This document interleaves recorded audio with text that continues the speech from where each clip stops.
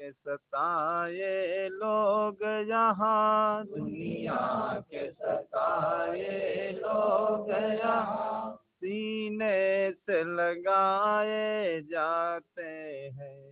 सीने से लगाए जाते हैं।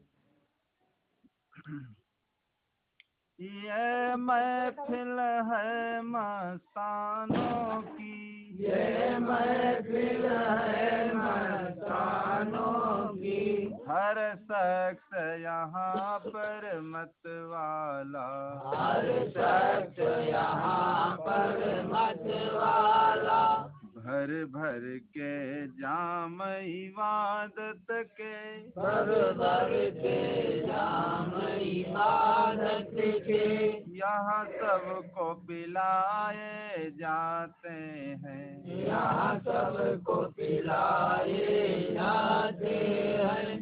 दरबार में सच्चे सदगुरु के, दरबार में सच्चे सदगुरु के, दुख दर्द मिटाए जाते हैं। दुख दर्द मिटाए जाते हैं। दुनिया के सताए लोग जहाँ, दुनिया के सताए लोग यहाँ, सीने से लगाए जाते हैं। सीने से लगाए जाते हैं। तुम डरते हो ये नादानो, तुम डरते हो ये नादानो, इस दर पे शीस झुकाने से, इस दर पे शीश झुकाने से, ये नादानो ये वो दर है, ये नादानो ये वो दर है, सर भेंट चढ़ाए जाते हैं। सर भेंट चढ़ाए जाते हैं। दरबार में सच्चे सदगुरु के, दरबार में सच्चे सदगुरु के, दुख दर्द मिटाए जाते हैं। दुख दर्द मिटाए जाते हैं।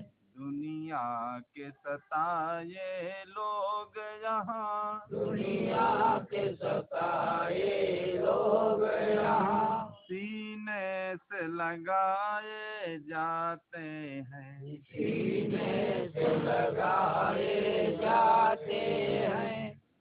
जिन प्यारों पे ये जग वालों, जिन प्यारों पर ये जग वालों, हो खास इनायत सदगुरु की, हो खास इनायत सदगुरु की, उनको ही संदेशा जाता है। उनको ही संदेशा आता है। और वो ही बुलाए जाते हैं। और वो ही बुलाए जाते हैं। उनको ही संदेशा जाता है। उनको ही संदेशा आता है। और वो ही बुलाए जाते हैं। और वो ही बुलाए जाते हैं। दरबार में सच्चे सदगुरु के, दरबार में सच्चे सदगुरु के, दुख दर्द मिटाए जाते हैं। दुख दर्द मिटाए जाते हैं।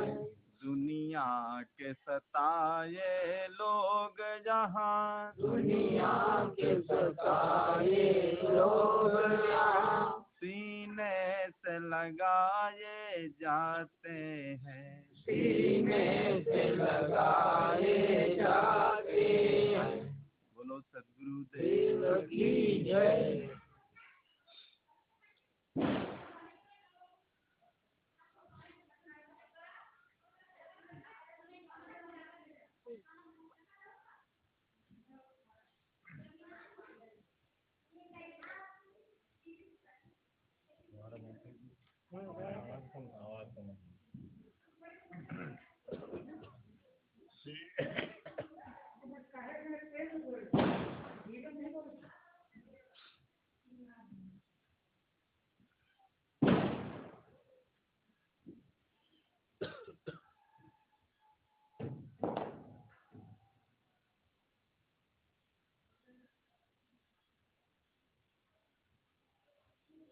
सुनि बचनामृत औरो धाये, और जहाँ तहाँ मृगवत कान लगाए। ये चौपाई विशाल वृतांत की, जो सदगुरु श्री प्रेम साहब ने लिखा। कहते हैं सदगुरु विशाल साहब जो थे वो समाज को बैठा करके कभी उपदेश ही नहीं किए कि 10, 50, 100, 200, 500 लोगों को एक साथ बैठा करके सबको समझाना बुझाना या उपदेश करना या प्रवचन करना कभी किए ही नहीं। कोई इक्के दुक्के व्यक्ति मिलते थे तो देखिए बाहर जंगल में या गांव में या जहाँ रहते थे उस व्यक्ति को वो समझाते थे। बहुत समझदार जो व्यक्ति होता था उसको ज्ञान देते थे और कह देते थे कि अब तुम सबको बताना ज्ञान। तो बहुत प्राचीन पुरानी बात है। कहते हैं श्री कबीर आश्रम मुस्तफाबाद में लखीमपुर जिले में एक बार वो अपनी समाज के सहित विराजमान थे और वहाँ पर जहाँ वो रहते थे जिस गांव में वहाँ पर लोग दर्शन करने आते जाते रहते थे और जहाँ रहते थे वहाँ 1 महीना 2 महीना 3 महीना किसी किसी गांव में 6 महीना, अरे किसी किसी गांव में कहते हैं 9 महीना रहे। तो लोग वहाँ के कहने लगे जो साधु संतों के प्रेमी नहीं होते हैं क्या आप यहीं रह जाएंगे, नहीं जाएंगे? जो सेवा करते हैं, दान धर्म करते हैं, बुलाते हैं, परिश्रम करते हैं, अपने कमाए हुए धन को खर्च करते हैं परोपकार में, धर्म में, कर्म में, वो लोग नहीं कहते हैं, लेकिन अन्य लोग देखने वाले वो लोग परेशान होते हैं। तो 9 महीना रहे, कहते हैं मूजापुर में 9 महीना रहे। एक बार जब 9 महीना रहे तो इधर उधर के लोग कहने लगे अब साहब अब यहीं रहेंगे, अब नहीं जाएंगे। लेकिन उनका नियम था चलते फिरते रहना, क्योंकि विचरणशील संत थे। तो 9 महीना रहे।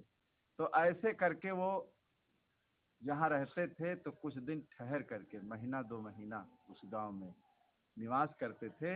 गांव के बाहर उनके लिए एकांत में कोई पर्ण कच्ची कुटी या फूस की झोपड़ी बना दी जाती थी, उसी में निवास करते। और साधु संत जो होते थे वो सब गांव में, और इधर उधर कोई धर्मशाला होता था वहाँ रहते। तो उस समय वहीं पर वो विराजमान थे लखीमपुर जिले में। तो वहाँ पर कहते हैं 40-45 गुजराती लोग जो अहमदाबाद के तिरकमलाल सेठ थे वो सब एक मंडल बना करके वहाँ दर्शन करने आए। अच्छा। अब साहब शांत रहना, बोलना मत।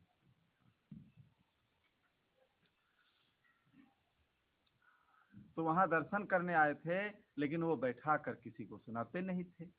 कई दिन रहे लगातार, लेकिन साहब के वाणी वचन प्रवचन सुनने का अवसर उनको नहीं मिल पाया। और जब नहीं मिल पाया, देखिए रात में कभी कभी जब उनका मन होता था तब जो साधु संत साथ में रहते थे उनको सुनाते थे। लोग जानते थे तो अपना जग करके आ जाते थे कि चलो हम भी सुन लें कुछ वाणी वचन, अच्छी चीज है। तो जब वहाँ पर वो सुनाने लगे तो देखिए कुटी जहाँ थी उसके आगे पीछे 45 जो गुजराती थे सब छिप करके पीछे से सुनने लगे। छिप करके पीछे से सुनने लगे। तो उसी प्रसंग को सदगुरु प्रेम साहब ने विशाल वृतांत में लिखा है कि सुनी बचनामृत औरो धाये, और जहाँ तहाँ मृगवत कान लगाए, जहाँ तहाँ मृगवत कान लगाए। तो एक से दूसरे, दूसरे से तीसरे, चौथे, पांचवे, ऐसे जितने लोग वहाँ थे सब जान गए कि साहब कुछ सुना रहे हैं इस समय तो सब जग जग करके आ गए और पीछे से बैठकर सब सुनने लगे। सामने अगर भीड़ होती थी तो देखिए वो मौन हो जाती थी, ज्यादा भीड़ में नहीं बोलते थे। तो सब मृगवत कान लगाए, जैसे मृगा नहीं होता है तो इसी प्रकार मृगा के समान बहुत ध्यान से, जैसे कोई घर में आपके मालिक हो, बुजुर्ग हो और बहुत लेन देन उसके हाथ में हो, अचानक बेहोश हो जाए या अचानक उसका शरीर छूटने लगे तो देखिए बहुत ध्यान से कॉपी लेकर के लोग लिख लेते हैं कि इतने लाख उनको दिया, इतने लाख उनको दिया, इतने लाख उनको दिया, कि अगर नोट कर लेंगे तो हमें पता रहेगा हमारे पिताजी ने किसको किसको कर्जा दिया है, नहीं तो ये धन चला जाएगा, नहीं तो ये धन चला जाएगा और कौन देगा हमें। तो इसी प्रकार उस वाणी को लोग इतने ध्यान से, क्योंकि इतना 1000, 1200, 1500 किलोमीटर से आए थे खर्चा खर्चा करके उस वाणी को सुनने के लिए, तो देखिए बहुत ध्यान से पीछे से सब सुनने लगे गुजराती जो थे कि हम भी सुन ले, लाओ तो सत्संग सुन ले, साहब क्या सुनाते। तो कहने का मतलब ये है कि सत्संग के जो मर्म को जो व्यक्ति जानता है वो सत्संग में बैठता है, और जो नहीं जानता है चाहे पास में हो अपना हल्ला मचाएगा। सत्संग में नर नारी बाल बच्चे सबको बैठना चाहिए, ये नहीं कि केवल बूढ़े लोगों के लिए सत्संग है, जो बुजुर्ग लोग हों बैठे, जो नए हैं 18-20 साल के, 22 साल के, 15 साल के, इनको नहीं बैठना चाहिए। लेकिन अधिकतर यहाँ यूपी की रवाज यही है, बूढ़े बाढ़े बैठेंगे और बच्चे जो है वो नहीं बैठेंगे और इधर उधर घूमते रहेंगे, इधर उधर घूमते रहेंगे और सत्संग में नहीं बैठेंगे। तो जब नए लोग सत्संग में बैठेंगे नहीं, बच्चे जब बैठेंगे नहीं तो उनके अंदर ज्ञान कैसे आएगा, आगे की पीढ़ी जो है वो खत्म हो जाएगी। भाई कोई कार्य है, देखिए घर का व्यक्ति जो कुशल होता है अपने आगे ही बच्चों को कार्यभार सौंपता है, और उसके सामने ही जब बच्चे घर को चलाने लगते हैं, बिजनेस चलाने लगते हैं, व्यापार चलाने लगते हैं, तब समझ लो ये घर चलेगा आगे। और बहुत ऐसे लोग होते हैं जिंदगी भर सिर पर वही भार रखे रहते हैं, किसी को भार सौंपने वाले नहीं, देने वाले नहीं, देने वाले नहीं, और जिंदगी भर वही भार, तो क्या है बच्चे निर्भर रहते हैं, और जब बच्चे निर्भर रहेंगे तो क्या होगा, तुम्हारे ना रहने के बाद फिर घर डगमगाएगा, घर की व्यवस्था जो है वो डगमगाएगी, चूर धूर हो जाएगी, वो चल नहीं पाएगी सही रूप से। तो कुशल व्यक्ति वही है जो अपने सामने ही बच्चों को धीरे धीरे वो मार्ग पकड़ाओ। बड़े बड़े व्यापारी देखे हैं, बिजनेसमैन हैं, वो बच्चों को वहाँ व्यापार में ले जाते हैं और धीरे धीरे बच्चे देखे वो व्यापार वो धीरे धीरे चलाने लगते हैं, उस काम को करने लगते हैं। तो हर व्यक्ति को अपने सामने ही देखिए परिवार को जिम्मेदारी सौंपना चाहिए और धीरे धीरे अपना फ्री होना चाहिए। लेकिन बहुत बूढ़े बुजुर्गों को हम देखते हैं, आटा अगर पिसाना है चल नहीं पा रहे हैं तो वही जा रहे हैं, बड़े बड़े बच्चे पोते पर पोते नौजवान सब घूम रहे हैं इधर उधर, पान पुकार चबा रहे हैं, वो अपना तेल पेरा रहे हैं। अरे बच्चों को नहीं कहते हैं जाओ ये आटा पिसा लाओ, जाओ ये काम कर लाओ। अरे बच्चों को अगर सेवा नहीं सिखाओगे, संत आएंगे या कोई मेहमान आए तो क्या बच्चे आपकी सेवा बुढ़ापे में करेंगे? नहीं करेंगे। जब उनकी आदत बनेगी सेवा करने की, जब उनकी आदत बनेगी, अभी भवानीगढ़ में हम थे, छोटे छोटे बच्चे, उनकी लड़की जो है उनके भी बच्चे यहीं रहते हैं, उनके भी रहते हैं। चलने के समय जब देखिए चाहे एक हाथ में फूल ही होना चाहिए, तो केवल इतना ही नहीं होना चाहिए घर का एक आदमी है उसी ने बंदगी कर लिया, अपना 2-5 रुपए चढ़ा दिया, पैसे की कोई जरूरत नहीं है। जो घर में जितने व्यक्ति हैं, सदस्य हैं, छोटे बड़े हैं, फूल तो रखे हैं, फूल उठा करके सबको चढ़ाना चाहिए, भेंट करना चाहिए। अगर बच्चों को 1-1 रुपया दे दो वो भेंट करेंगे, जब वो भेंट करेंगे तो उनकी आदत बनेगी, देने की आदत बनेगी, आगे चल करके वो भी सेवा करेंगे। जब बच्चों को हर चीज में दूर रखोगे अब तुम ही आगे आगे रहोगे, तब क्या है, जब तक आप जीवित हैं तब तक करते रहें, और आपके ना रहने के बाद सब शून्य हो जाएगा, खत्म हो जाएगी बात। लेकिन जो बुद्धिमान लोग हैं देखिए अच्छी जगह बच्चों को ले भी जाते हैं और अच्छे काम के लिए बच्चों को आगे चलाते हैं, बच्चों को आगे चलाते हैं। देखिए बच्चों के अंदर संस्कार बनेंगे, एक देने का भी संस्कार होता है। देखिए जिसकी आदत नहीं है देने की तो लेता ही लेता जिंदगी भर रहता, वो किसी को दे नहीं पाता है कुछ। तो हर व्यक्ति को देखिए देने की भी आदत डालना चाहिए। अब देने की आदत नहीं है, बहुत ऐसे ऐसे करोड़पति अरब खरबपति हैं जो जिंदगी में किसी को खिलाए नहीं, किसी को कुछ दिए नहीं, कुछ किए नहीं, तो देखिए उनका हाथ कांपता रहता है। यही लखनऊ ही इस्माइलगंज की बात, जो बाराबंकी संत समाज में एक भगवान साहब थे संत, उनके जन्म स्थान में एक बार हमारा जाना हुआ।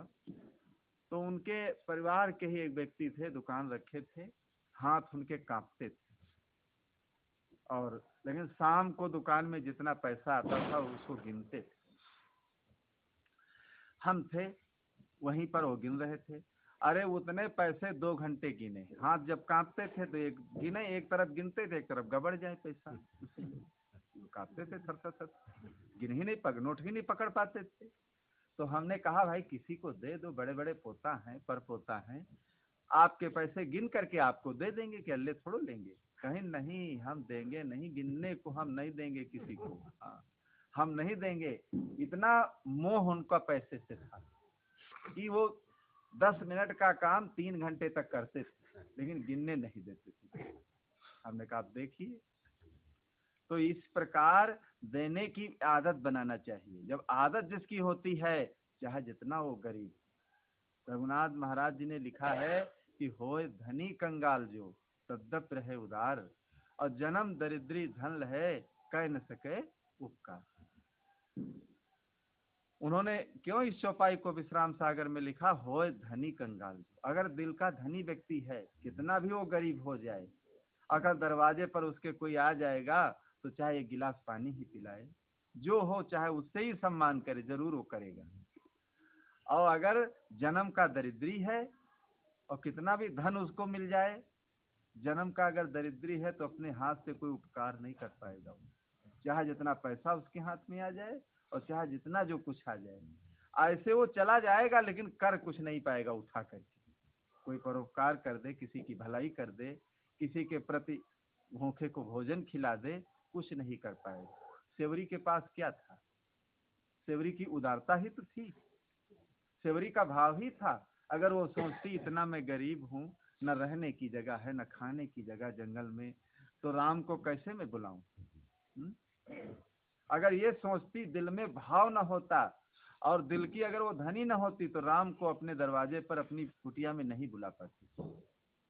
अब कब वो बनाती बिल्डिंग तो राम आते, लेकिन उसके भाव ने, उसके प्रेम ने सेवरी के देखिए भगवान राम को खींच लिया और महाराज श्री राम को सेवरी के आश्रम पर देखिए जाना पड़ा, उसके भाव ने खींच लिया। तो इसलिए हर व्यक्ति के अंदर देखिए ये भाव होना चाहिए, सेवा करने का, देने का, खिलाने का, पिलाने का। तो धीरे धीरे जब उत्तरदायित्व हम सौंपते जाएंगे तो देखिए हमारा परिवार आगे वो जिम्मेदारियां निभाएगा, और जैसे हम आज अपने परिवार को चला रहे हैं इसी प्रकार आगे बच्चे भी देखिए उस परिवार को चलाते रहेंगे। जैसे महात्मा लोग, संत लोग, गुरुजन लोग, देखे कोई जो योग्य शिष्य होता है उसको अपने जीवन काल में ही देखिए सारी जिम्मेदारियां सौंप देते हैं, आश्रम सौंपते हैं और सारी व्यवस्था सौंपते हैं कि भाई तुम इसको चलाओ। तो वो देखते हैं कि ये कैसे चला रहा है व्यक्ति है, और उनके सामने ही जब वो शिष्य चलाने लगता है हर चीज, उनके सामने ही जब चलाने लगता है तो सब लोग कहने लगते हैं कि हाँ अब आपके ना रहने के बाद भी आश्रम चलता रहे। और अगर सामने जिम्मेदारियां नहीं सौंपी जाती हैं तो ना रहने के बाद देखिए बड़े बड़े आश्रम भी डगमगा जाते हैं, बड़े बड़े आश्रम संस्थाएं भी डगमगा जाती, कोई चलाने वाला नहीं सही व्यवस्थित। जैसे घर की व्यवस्था बिगड़ जाती है ऐसे आश्रम और मंदिर की भी व्यवस्था बिगड़ जाती है। तो गुरुजन लोग सामने ही देखिए वो आगे बढ़ाते हैं, सामने ही सौंपते हैं, जिम्मेदारियां धीरे धीरे वो सौंप देते हैं। ऐसे जो घर परिवार में जो बुजुर्ग लोग होते हैं, बच्चों को, पोतों को, परपोतों को आगे बढ़ाते हैं, भाई उनको सेवा करना सिखाओ। ये आसन लगा दो, यहाँ पानी ला करके रख दो और बंदगी करो। अब चलने का समय है तो बंदगी आओ, सब लोग मिल करके कर लो। ये थोड़ा है कि एक व्यक्ति ने कर लिया, घर के अपना कोई आए ही नहीं, तो घर के क्या सीख पाएंगे। संतों को आने का मतलब यही है कि हमारे घर का, परिवार का, सब लोगों के अंदर का देखिए जो सिस्टम बिगड़ा हो सुधर जाए। केवल संतों के आने का मतलब ये नहीं होता खिलाया पिलाया बस काम खत्म हो गया, इतने से काम खत्म होने वाला नहीं। तो सत्संग और ज्ञान देखिए, संत लोग रहते हैं तो देखिए मुख्य तो यही होता है भाई, सत्संग मिल करके सुन लो, जानो पूरा हो गया काम। सत्संग अगर आपने सुन लिया तो सत्संग का लाभ मिल गया आपको। कोई कार्यक्रम होते हैं तो देखिए 1 दिन 2 दिन या 3 ही दिन के तो होते हैं, और 3 दिन में हजारों लोग सुन लेते हैं, वहाँ हजारों लोग लाभ उठा लेते हैं। अगर हम 15 ही दिन रहे और कोई व्यवस्थित बैठो ना सुनो ना, तो हमारे रहने से क्या लाभ हुआ, कोई लाभ नहीं। और 2 दिन में ही अगर सुन लिया, समझ लिया आपने, तो देखिए आपको लाभ मिल गया, हमारा आना देखिए सफल। तो बच्चों को जरूर आगे बढ़ाना चाहिए। तो अभी भवानीगढ़ से जब हम चलने लगे तो छोटे छोटे बच्चे हैं, सबको चलने के समय बुलाया, जो एनम है उन्होंने बुलाया और बुला करके कहा 10-10 रुपए सबको दिया, जितने बच्चे छोटे छोटे। अब बच्चे क्या जाने कैसे चढ़ाया जाता है, क्या किया जाता है।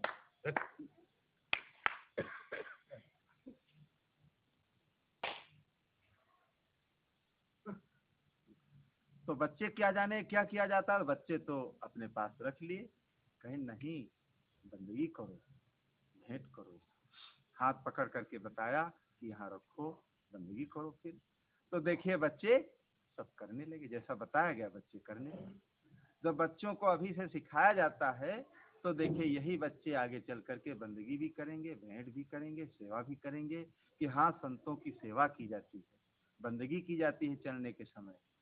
तो धीरे धीरे देखिए वो सारा ज्ञान हमारे परिवार में जो भावी पीढ़ी हमारी है धीरे धीरे सीख लेती है। तो धीरे धीरे देखिए हमारे घर परिवार की लाइन नहीं टूटती। ऐसे बड़े बड़े गांव जो गढ़ थे भक्ति के, देखिए सब टूट गए। क्यों टूट गए? टूटने का कारण यही रहा कि वहाँ के पूर्वजों ने देखिए भाई परिवार को आगे नहीं बढ़ाया। कुछ लोग आगे बढ़ाते हैं, बच्चे नहीं आगे बढ़ते हैं, लेकिन सबके ऐसे बच्चे नहीं होते। जब वहाँ संत गए नहीं, संतों को ले ही नहीं गए कभी, तो जो बचे बचाए थे वो भी सब विनष्ट गए। भाई कोई खेत हो, आप बुआई करके उसको डाल दें तो क्या एक पौधा वहाँ से ला पाएंगे? और न जाए वहाँ एक साल, देखिए खेत की क्या दशा होती है। अगर फसल पक भी गई है फिर भी उसी में सब गिर जाएगी, नष्ट हो जाएगी। तो इसी प्रकार ये भक्ति की बात है। अगर भक्ति में संत नहीं आएंगे, चाहे जितनी बड़ी भक्ति हो, भक्ति सब चली जाएगी। संतों के आने से देखिए व्यक्ति के भाव अगर कम भी हैं तो बढ़ जाते, भाव बढ़ जाएंगे, प्रेम बढ़ जाएगा, भावना बढ़ जाएगी। घड़ी जैसे आपके घर में लगी है और घड़ी में जब कूक भरना आप भूल जाते हैं तो घड़ी देखिए बंद हो जाती है। और बराबर जब आप कूक भरते जाएंगे तो घड़ी अगर धीमी है तो वो चलने लगे। ऐसे है जीवन में सत्संग रूपी कूक भरते रहे। सत्संग रूपी जब कूक हम भरते जाएंगे जीवन में तो हमारे तन से, मन से, वचन से देखिए कोई गलत काम नहीं होंगे, अच्छे ही अच्छे काम होते चले जाएंगे। और अगर सत्संग रूपी कूक हम भरना भूल जाएंगे तो हमारा जीवन भी बिगड़ जाएगा, हमारा जीवन, हमारी जिंदगी भी बेकार हो जाएगी। तो जीवन है बेकार भजन बिन दुनिया में, जीवन है बेकार भजन बिन दुनिया में, जीवन है बेकार भजन बिन दुनिया में, जीवन है बेकार भजन बिन दुनिया में, भजन बिन दुनिया में, भजन बिन दुनिया में, भजन बिन दुनिया में, भजन बिन दुनिया में, जीवन है बेकार। भजन बिन दुनिया में, जीवन है बेकार। भजन बिन दुनिया में, जीवन है बेकार। भजन बिन दुनिया में। तो भजन के बिना देखिए ये जीवन जो हमारा है ये बेकार है। इसलिए हर मनुष्य को चाहिए कि भाई जीवन में भक्ति और भजन सत्संग का देखिए सहारा जरूर पकड़े रहना चाहिए। सत्संग का जो सहारा पकड़े रहता है देखिए उसका बेड़ा पार हो जाता है। तो हर मनुष्य का कर्तव्य होता है कि भाई ऐसे ही अपने अंदर भाव बनाना चाहिए और सीखना चाहिए, साथ साथ अपने परिवार को भी सीखने के लिए प्रेरित करना चाहिए। इसीलिए तो जगह जगह पर सत्संग कार्यक्रम सब रखे जाते हैं कि अगर ये सब न हो, लोग एकत्रित न हो। हम लोग तो जगह जगह जाके सबको समझा देते हैं, लेकिन सबके यहाँ जाने के बाद फिर सबको एक जगह एकत्रित किया जाता है। भाई आप यहाँ है, कोई आगरा में है, कोई इटावा में है, कोई बाराबंकी में है, कोई लखनऊ में है, तो आप सबका मिलन एक जगह कैसे होगा? तो एक केंद्र बिंदु जहाँ पर कोई संस्था होती है, स्थान होता है, वहाँ पर देखिए हजारों तरफ से लोग आते हैं, हजारों तरफ से लोग आते हैं, फिर वहाँ एकत्रित होते हैं, फिर सारे भक्त और संतों का मिलन होता है वहाँ। तब वहाँ लोग समझ पाते हैं कि भाई इनके अंदर भक्ति कितनी, हमारे अंदर भक्ति कितनी है। अब ऐसे तो हम आपके यहाँ आए, आप लोग सुने समझे, इतना ही समझ पाए, लेकिन जाने आने से क्या होगा, वहाँ पर हजारों लोगों की भक्ति आप जान पाएंगे कि हमारे अंदर देखिए हम तो इतने ही हैं, हमसे भी बड़े बड़े लोग हैं, और हम तो इतनी ही सेवा करते हैं, इससे भी ज्यादा करने वाले लोग हैं संसार में। तो संत लोग देखिए पहले जा जा करके सबको ज्ञान देते हैं, फिर एक जगह एकत्रित करके सबको ज्ञान दिया जाता है। वहाँ एक जगह बैठ करके सब सीखते हैं। बुलाने का और संस्थान में और कार्यक्रम करने का उद्देश्य यही होता है कि वहाँ आ करके लोग सीखें, वहाँ आ करके लोग अच्छा ज्ञान सीख लें, अच्छा ज्ञान सीख लें, अच्छे विचार उनके अंदर आ जाएं। इसीलिए सबको एकत्रित किया जाता है। क्या जरूरत है एकत्रित करने की? तो हर मनुष्य का देखिए ये कर्तव्य होता है कि भाई ज्ञान को सीखना, जानना, समझना, और समझ करके फिर जीवन में उसका अनुसरण करना। ये ज्ञान ही देखिए सबसे महत्व की चीज है। और इस ज्ञान को जो व्यक्ति सीख लेता है, जान लेता है, समझ लेता है, तो देखिए उसका जीवन धन्य धन्य हो जाता है। तो पर्व और त्योहार और कार्यक्रम, सारी व्यवस्थाएं इसीलिए ऐसी बनाई जाती हैं कि उनके सहारे से लोग वहां पहुंचते हैं। एक कोई व्यवस्था जब बनाई जाती है तो देखिए व्यवस्था के सहारे, भाई आज भाई ये त्योहार है, आज पर्व है, आज ऐसा करना है, आदमी समय निकाल लेता है, पहले से जाना है हमें, समय निकाल लेता है तो पहुंचता है वहां पर। ऐसे त्योहार पर्व होते हैं कि उस दिन भाई लोग ऐसे अच्छी चीज न खाएं, लेकिन उस दिन गरीब से गरीब व्यक्ति होगा वो भी भाई कहेगा आज त्योहार है भाई ये चीज बनाओ, और या किसी को खिलाओ, कोई दरवाजे पर आ गया उसको भी खिलाना चाहिए। तो सारी व्यवस्थाएं देखिए एक कोई माध्यम जब बनता है तभी वो व्यवस्था बनती है, तभी व्यक्ति आगे चलता है। और किसी चीज का जब कोई माध्यम नहीं बनेगा तो ऐसे कोई काम होने वाला नहीं है। तो संत लोग देखे हर चीज का माध्यम बनाते हैं, हर जगह माध्यम बनाते हैं, लोगों को खड़े कर देते हैं, लोगों को प्रेरित कर देते हैं। तो देखिए अच्छे काम करते हैं और अच्छे काम करवाने के लिए लोगों को प्रेरित करते हैं। आने जाने का मतलब यही है कि लोगों के अंदर भक्ति भावना कम न हो और बढ़े, भक्ति का और विकास होना चाहिए, भक्ति का और विकास हो और उत्थान हो कि जिससे लोगों का कल्याण हो। तो वही माध्यम के अनुसार न मालूम कितने पर्व त्योहार बनाए गए। अभी दीपावली आप लोग मना रहे हैं, देखिए खुशियाँ मना रहे हैं, मिठाई खा रहे हैं, कोई कुछ कर रहा है, कोई कुछ कर रहा है। तो दीपावली भी मनाना क्यों मनाई जाती है, दीपावली मनाने का क्या कारण है, दीपावली क्या उद्देश्य क्या है, कल मैंने देखे उस पर चर्चा किया कि दीपावली है क्या है, दीपावली क्यों मनाई जाती है। अगर राम के अंदर इतना त्याग न होता, राम अगर अयोध्या छोड़कर न चले जाते, तो देखिए उनके नाम पर ये दीपावली नहीं मनाई जाती। त्याग में बहुत बड़ा रहस्य होता है।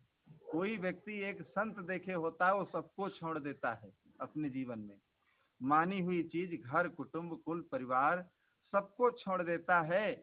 लेकिन जो सबको छोड़ देता है, उसके नाम पर देखिए हजारों लाखों लोग समर्पित होते हैं।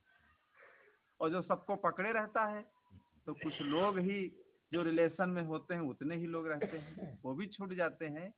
जो सबको छोड़ करके अकेला हो जाता है, लेकिन कितने आश्चर्य का विषय है, जो सबको छोड़कर अकेला हो जाता है और उसके नाम पर हजारों लाखों लोग जुड़ जाते हैं।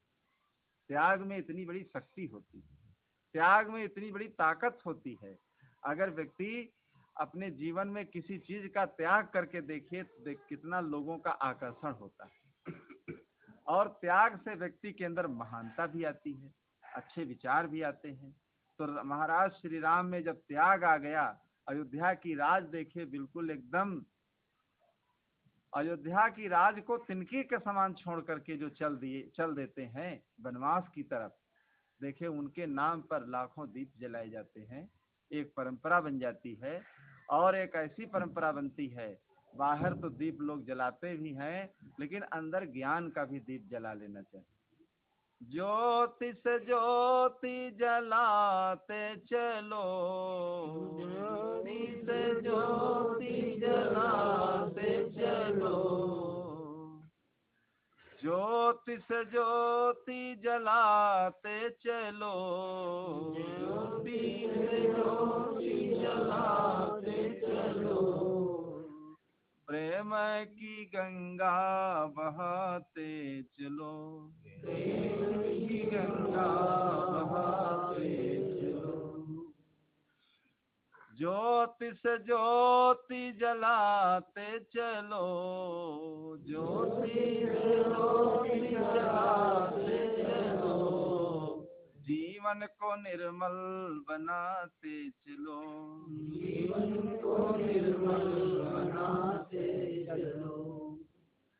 अरे मार्ग में आए जो दीन दुखी, मार्ग में आए जो दीन दुखी, राह में आए जो दीन दुखी, राह में आए जो दीन दुखी, उसको गले से लगाते चलो, गले से लगाते चलो, राह में आए जो दीन दुखी, राह में आए जो दीन दुखी, उसको गले से लगाते चलो, गले से लगाते चलो। तो प्रेम की गंगा बहाते चलो और ज्योति से ज्योति जलाते चलो। तो बाहर भी ज्योति जलाओ, लेकिन हर व्यक्ति को अंदर भी अपने ज्योति जलाने के लिए कोशिश करते रहना चाहिए कि हमारे अंदर ज्योति कैसे जले, हमारे अंदर ज्ञान का दीपक कैसे जले। हमारे अंदर देखे ज्ञान का दीप जब जलने लगेगा, तो हमारा जीवन देखिए धन्य धन्य हो जाएगा और हमारा जीवन देखिए निर्मल और पवित्र हो जाएगा। तो कोई चीज को मना लेना अलग की बात है, लेकिन मनाने के साथ साथ उसके उद्देश्य को समझना, उसके प्रभाव को समझ लेना, ये अलग की बात होती है। इसलिए हर मनुष्य का कर्तव्य होता है कि जीवन ये बहुत संघर्षमय है, बहुत जीवन में समस्याएं आती हैं। कोई भी काम आप करने चलो, देखिए बहुत समस्याएं आएंगी, विघ्न बाधाएं आएंगी, संघर्ष आएगा, संकट आएगा। अब उसमें जो व्यक्ति घबरा जाएगा, देखिए वो मार्ग छोड़ देगा। जो संघर्ष आ जाए, जो भाई समस्या आ जाए, समस्या से देखे सामना करना पड़ता है। समस्याओं से जो व्यक्ति सामना करता है, देखिए वही आगे बढ़ पाता है। और एक देखिए कंकड़ ढनकते ढनकते देखिए कहाँ से चलता है, हिमालय से। वही ठोकरे खाते खाते खाते खाते चलता है, या वही शालिग्राम बन जाता है नीचे आकर। लोग उसे पूजने लगते हैं, कितनी ठोकरे खाता है ऊपर से आकर के। तो इसी प्रकार जो समस्याओं से सामना करता है, समस्याओं से जो पीछे पछड़ जाता है, वो कायर कहा जाता है। और दुनिया के काम में समस्याएं व्यक्ति सहले भक्ति के मार्ग में।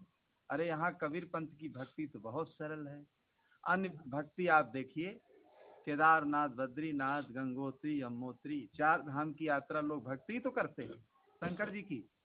इतना दुर्गम स्थल है कि देखिए प्राणों को हथेली पर लेकर चढ़ते चले जाते हैं। अमरनाथ की लोग यात्रा करते हैं, देखिए कितना दुर्गम स्थल है। मिनट मिनट पर वहाँ के मौसम बदलते हैं, और हर यात्रा में हर वर्ष देखिए कितने लोग मर जाते हैं। लोग सुनते हैं, लेकिन फिर भी देखिए भगवान शंकर के प्रेम में लोग भागते चले जाते हैं। कहाँ कैलाश पर्वत है, मानसरोवर, देखिए वहाँ की भी यात्राएं लोग करते हैं। कैलाश पर्वत, मानसरोवर की यात्रा, अमरनाथ की यात्रा, उत्तराखंड में 4 धामों की यात्राएं देखिए बहुत ही कठिन, कितनी समस्याएं। अभी सावन के महीने में देखिए कितनी कितनी दूर लोग पैदल गए। बैजनाथ धाम जल चढ़ाने गए तो देखिए बिहार में सुल्तानगंज से जल लेकर के कितना 32-35 किलोमीटर पैदल चलते चलते, कोई 18 किलोमीटर, कोई 32, कोई 52 किलोमीटर पैदल जहाँ पर जल लेकर के गए हैं लोग। कितनी मेहनत है। सत्संग में यहाँ कुछ नहीं करना, यहाँ तो कबीर साहब के मार्ग में तो सब चीजें सरल हैं, फिर भी लोग घबराते हैं, फिर भी भागते हैं, फिर भी उसे करने के लिए देखिए अपने मन को चुराते हैं। बहुत सरल उन्होंने सारी चीजें बना दिया। ना आपको कोई पैदल चलना है, ना आपको कोई ठाड़ेश्वरी रहना है, ना मौनी रहना है, ना दूधाहारी, ना फलाहारी रहना है, ना कोई किसी प्रकार का कर्मकांड करना है आपको, और किसी प्रकार का देखिए कोई ऐसी चीज नहीं करना है। केवल अपने आप को समझना है, केवल अपने आप को समझना है। तो अपने आप को जो व्यक्ति समझ लेता है, जो अपने आप को जान लेता है, देखिए वो सब चीज को जनो समझ लिया। सकल व्यवहार जिन जाना, न अपने आप को जाना। सकल व्यवहार जिन जाना, न अपने आप को जाना। सकल व्यवहार सब हम लोग जान लिए, लेकिन अपने आप को अगर नहीं हम जान पाए तो समझ लो कुछ नहीं जान, कुछ जान ही नहीं पाए। तो अपने आप, अपनी शक्ति की पहचान कर लेना चाहिए। आज व्यक्ति अपनी शक्ति की पहचान नहीं कर रहा है, वो तो कहीं ऊपर आवाज लगाता है, कहीं नीचे आवाज लगाता है, कहाँ कहाँ भागता है। हनुमान चालीसा में क्या लिखा है? लोग हनुमान चालीसा का पाठ करते हैं, लेकिन इस चौपाई को ध्यान से नहीं पढ़ते हैं। आपन तेज संहारो आपे, और तीनों लोग हाथ देखा। भूत पिचास निकट नहीं आवे, और महावीर जब नाम। केवल पाठ कर लेते हैं। हम भी जब जन्म स्थान में थे, पहली बार अयोध्या गए तो देखे हनुमान चालीसा वहां से लाए। वहां बिक रही थी, हनुमान चालीसा लाए, हनुमान चालीसा को पढ़े, देखे, उसमें बहुत अच्छा लगता था। तो देखिए, और जब इधर कबीर पंथी संत महात्मा मिले तो देखिए जो चौपाई उसमें बढ़िया थी, उस चौपाई को छांट लिया हमने कि भाई इस चौपाई का मतलब क्या है। तो लोग सार सार को, दही देखिए जब मथा जाता है तो उसमें जो सार चीज होता है मक्खन, उसे निकाल लिया जाता है। लेकिन मक्खन आ जाए फिर भी मत्ते रहो तो मक्खन उसमें मिला जाएगा। तो इस प्रकार अपनी शक्ति का पहचान जब तक नहीं कर पाओगे कि हम क्या हैं, हमारे अंदर कैसी ताकत है, तो व्यक्ति भूला रहेगा और भटकता रहेगा इस संसार में। तो हर व्यक्ति को अपनी शक्ति की पहचान करना चाहिए। मनुष्य के पास देखिए बहुत बड़ी शक्ति है, और सारी करामात देखिए आज मनुष्य की ही है। जितना आप विज्ञान देख रहे हैं सब मनुष्य की ही देन है। अगर मनुष्य न हो तो कौन सब चीजों को बनाए, कौन पूजा करे, कौन दीपक जलाए, कौन मंदिर जाए, कौन मस्जिद जाए, कौन गिरजाघर जाए, कौन गुरुद्वारा जाए। जितने ग्रंथ पंथ हैं सब मनुष्य ही सबका निर्माता है, मनुष्य ही हर चीज को बनाने वाला है। सारी कला कल्पना है मनुष्य की, और तुम्हारी नहीं तो तुम्हारे अनुज की। श्री निर्मल साहब देखिए कितने अस्पष्टवादी संत थे कि कहते हैं नहीं तुम्हारी नहीं तो तुम्हारे भाई ने बनाया है। तो शक्ति की पहचान हम कैसे भूल जाते हैं। एक गांव में एक लड़का था, उसका नाम था टुनटुन। एक उदाहरण के द्वारा समझिए। तो उसके पिता का देहांत हो गया था, माँ थी। पास में जबरदस्त लोगों की बस्ती थी, सारी जमीन जगह उन लोगों ने छीन लिया। और जमीन जगह जब उन लोगों ने छीन लिया तो धीरे धीरे लड़का जब बड़ा हुआ तो पूछने लगा माँ से कि मेरे पिता कहाँ हैं। कहीं पिता का बेटा देहांत हो गया था, कहीं सबके जमीन जगह है, अपने नहीं, कहीं सब छीन लिया लोगों ने। कहीं कुछ पैसे हैं, कहीं 30 रुपए हैं हमारे पास। तो 30 रुपया ले करके वो धंधा करने निकला, टुनटुन नाम का जो लड़का था। रास्ते में जा रहा था तो तब तक देखा एक किसान हल चला रहा था। तो किसान से वो कहने लगा, अरे भाई किसान जी, आप नहीं जान पाए, आज जो बड़ी बाग है वहाँ सरकार पैसा बंटवा रही है। कहीं हाँ, तो कहीं बैल हमारे कौन, कहीं हम देखेंगे, जाओ ले आओ। तब तक उधर से एक धोबी आ रहा था, राजा महाराजाओं के रत्न जटित कपड़े धोने के लिए जा रहा था। कहा कुछ जान नहीं पाए, कहीं आज सरकार पैसा बंटवा रही है तो चले जाओ। कहने एक कपड़े और गधे को कौन देखेगा, कहीं हम देखे रहेंगे, जाओ। वो भी चला गया। तब तक एक महिला आ रही थी। पुराने जमाने में देखिए भाई, लड़की को बहू को विदा कराने लोग पैदल जाते थे, गठरी सिर पर रख लेते थे, चले जाते थे, पीछे पीछे बहू, आगे आगे वो लेने वाला।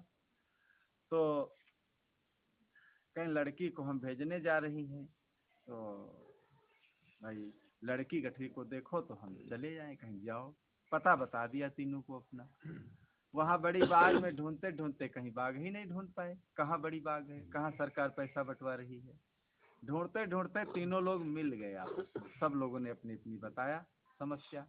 फिर उसके यहाँ शाम को पहुँचे तो उसने देखा तो 3 चारपाई बिछवा दिया बढ़िया।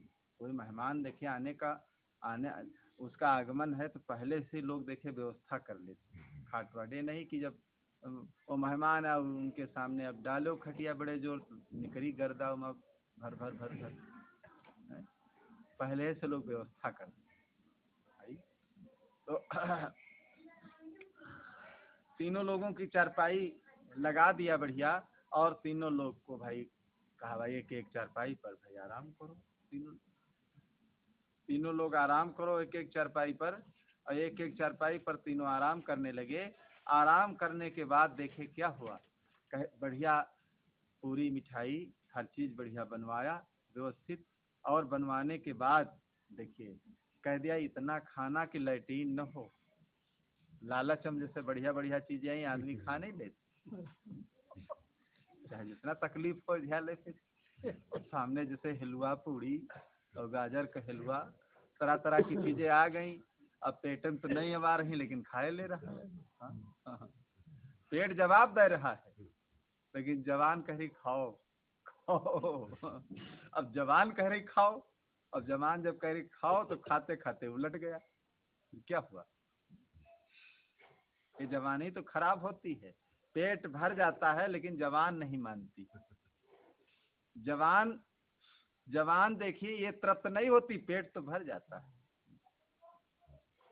कहीं ठीक से खाना, बढ़िया बढ़िया व्यंजन बने हैं, और ज्यादा अगर खाना और हुई अगर लैट्रीन तो फिर गड़बड़ है।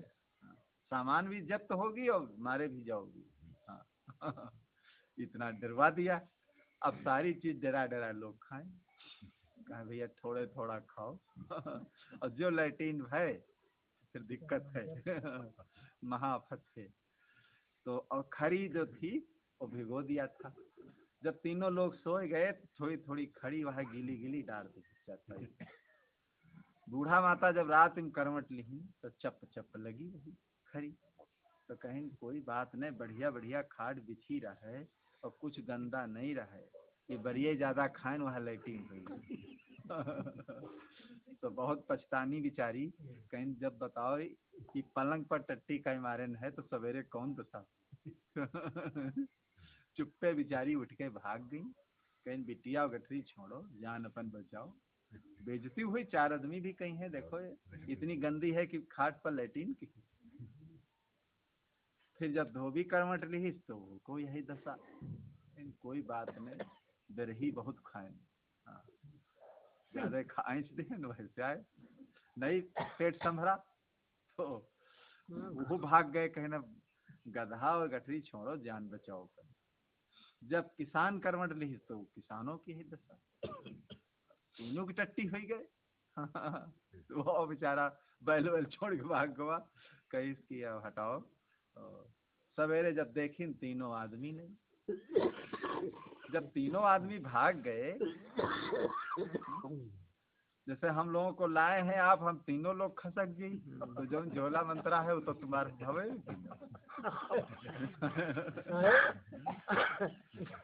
उदाहरण सबके अपने ऊपर ले ली जाए, सही बात। तो अब तीनों लोग अगर चले जाएं तब क्या होगा, जो सामान यहाँ बचेगी तो भाई जिसके यहाँ है उसी की हो गई। तो इसी प्रकार तीनों लोग जब चले गए, अब सारी व्यवस्था घर में हो गई। कहा जमीन अब कैसे मिलना चाहिए, तो जमीन खेत में एक गड्ढा को खुदवा दिया और उसी गड्ढा में बूढ़ी माँ को बैठा दिया, पटरे से पाट दिया, एक छिद्र कर दिया उसमें। और जब इसका फैसला हुआ तो देखे फैसले में क्या हुआ, फैसले में क्या हुआ, कहा कि भाई देखिए जमीन ही इसका फैसला करेगी। तो जब उन लोगों बोले जो कब्जा किए थे कि धरती माता किसकी, तो आवाज नहीं आई। जब टुनटुन ने कहा कि धरती माता किसकी, तो देखिए अंदर से वो बूढ़ी माँ बोल रही है कि टुनटुन की, टुनटुन की, टुनटुन की। फैसला हो गया कि नहीं हो गया? कहीं धरती ने जब फैसला कर दिया तो धरती जिसकी थी वो फैसला हो गया, जमीन भी हो गई, सामान भी हो गई, सब कुछ बना दिया। देखिए इतनी करामात थी उसे। इस कहानी का सिद्धांत क्या है? टुनटुन कौन है? जीव। ये टुनटुन जीव है, इस जीव में इतनी करामात है, इतनी शक्ति है कि ये सब कुछ बना लेता है। अगर बुद्धि बिगड़ जाए तो सब बिगाड़ भी लेगा, और बुद्धि अगर सुधर जाए तो कुछ अगर नहीं है तो सब कुछ ये बना लेगा, सब कुछ ये बना लेगा, सब कुछ कर लेगा जीवन में। इसलिए अपार शक्ति है। सदगुरु विशाल साहब ने कहा है कि जहाँ देखे सब कुछ करे, और देखो देखनहार, और अनुभव स्वयं प्रत्यक्ष है, और जीवई शक्ति अपार है। तो इस जीव में बहुत बड़ी शक्ति है, हम लोग पहचान नहीं पाते, इसलिए हम भटकते रहते हैं इधर उधर। तो अपनी शक्ति की पहचान करके भाई अपने जीवन को अच्छा बनाओ, निर्मल बनाओ, विकारों को अपने जीवन से दूर करो, और सद्गुणों को अपने जीवन में अपनाते रहो, और इसी में जीवन का कल्याण। बोलो सद्गुरु देव की जय।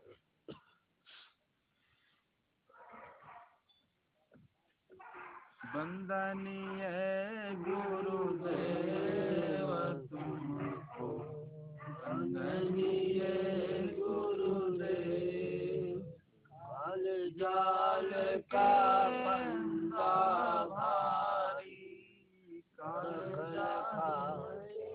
फंदा भारी, परख लगायो देव तुमको, वंदनीय गुरुदेव, वंदनीय गुरुदेव तुमको, वंदनीय गुरुदेव। वेद शास्त्र सब खोजत हारे, वेद शास्त्र सब खोजत हारे, मर्म न जानत केव तुमको, वंदनीय गुरुदेव, वंदनीय गुरुदेव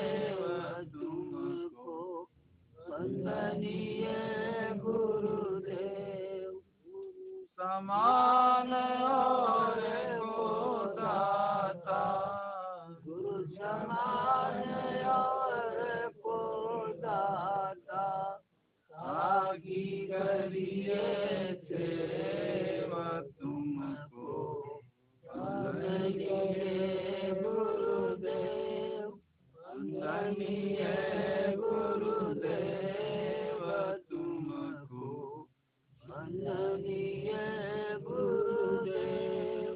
साहेब कबीर अभय पद दाता, साहेब कबीर अभय पद दाता, पूर्ण बरगद में तुमको, वंदनीय गुरुदेव, वंदनीय गुरुदेव तुमको, वंदनीय